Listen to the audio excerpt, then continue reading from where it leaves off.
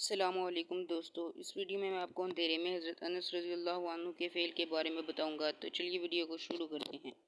نضر بن عبداللہ کہتے ہیں کہ حضرت انس رضی اللہ عنہ کی زندگی میں ایک مرتبہ دن میں اندھیرا چھا گیا۔ میں حضرت انس رضی اللہ عنہ کی خدمت میں حاضر ہوا اور عرض کیا کہ حضور صلی اللہ علیہ وسلم کے زمانے میں بھی اس قسم کی چیزیں پیش آتی تھیں۔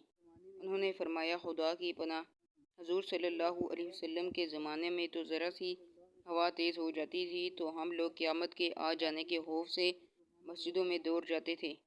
ایک دوسرے صحابی ابو الدار رضی اللہ عنہ فرماتے ہیں کہ حضور صلی اللہ علیہ وسلم کا معمول تھا کہ جب آندھی چلتی تو حضور صلی اللہ علیہ وسلم گھبرائے ہوئے مسجد میں تشریف لے جاتے۔